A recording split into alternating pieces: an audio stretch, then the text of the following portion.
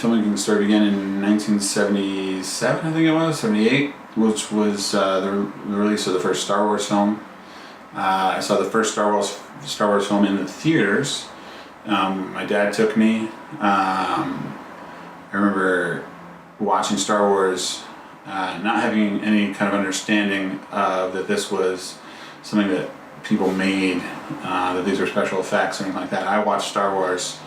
They talk about suspension of disbelief. I was total belief. It was like watching a documentary for me. My dad said, okay, the credits rolled, and then I cried and held on to my seat until he went out and bought another ticket, and we watched it again. So we watched Star Wars twice back to back. And then later, when the second film came out, they had Mark Hamill, who's Luke Skywalker, narrating sort of like a how-to, making of, where they talked about all the creative people that went into the puppetry and the miniatures and stuff like that, and my mind was blown. And so that sort of started me on the course as a kid, saying that this is what I wanted to do. In like 2000, went to night school, and 2001, my directing teacher was getting a movie called Roger Dodger, which was Jesse Eisenberg's first movie. Mm-hmm.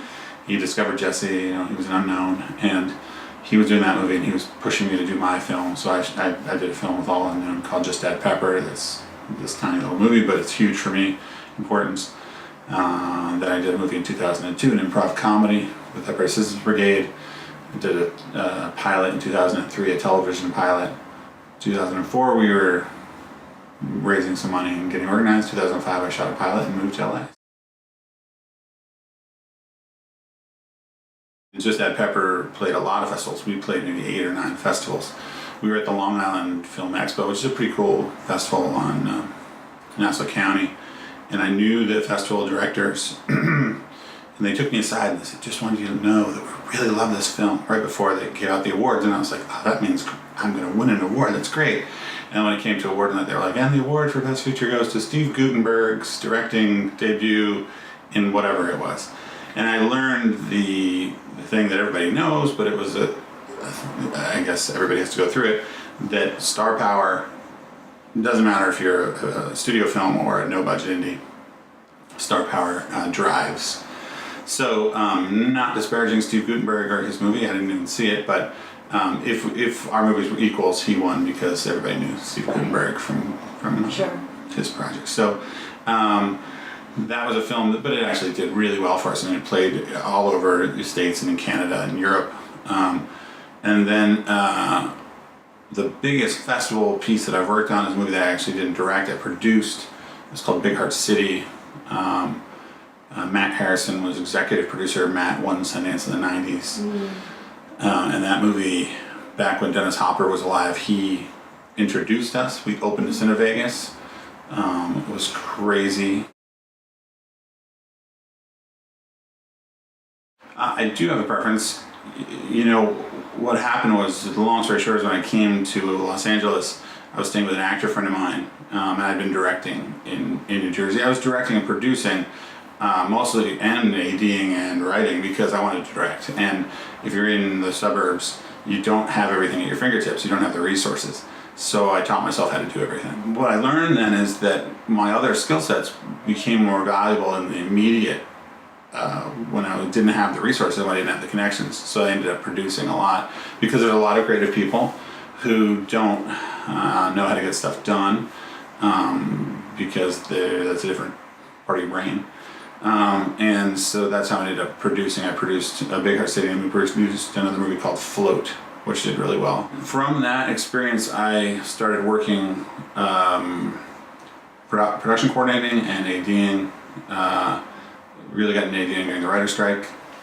Worked for James Gunn, who everybody knows now from Guardians of the Galaxy. And I would work bigger projects that paid the bills, and then I would do my directing stuff on the side.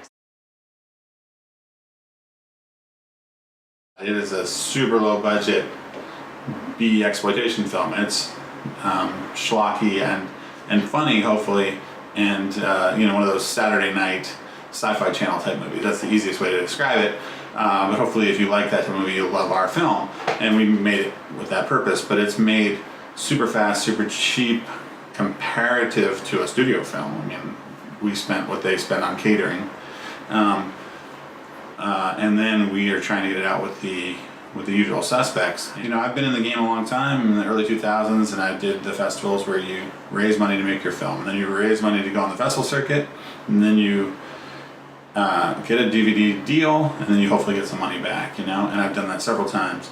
The thing for us as a company now is we're trying to close the loop and be creating product for an distributor that wants the product, and that's the ideal, right? I mean, that would be the promised land for a filmmaker, I think. We put together that shingle in end of 2011 because we were making the Vortex, and we thought at the time that we were going to be doing like 3-4 films a year.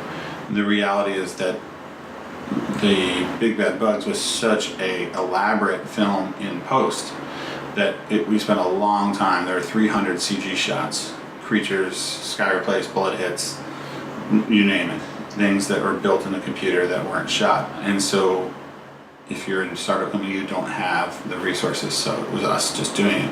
And then we did a found footage film that you're familiar with before time that my producing partner directed, and then there was all of the time to get that one done. Miguel and I both have a similar sensibility in what we like as your prestige films or your sort of art house or bigger studio films. And the movies that we're kind of making at the moment aren't necessarily the movies that we want to do in the future, but we want to get to a point where under Supernova, that banner, we can make profitable movies. If you take any kind of film class, there's always talking about art versus commerce, and at the end of the day, it is show business. So you can make a movie if you don't sell the movie, or if the movie doesn't make your money back, you're not going to get more investors. But we've learned a ton. We've built our crew base, we've built our post facilities. As much as it's been difficult, I wouldn't change it.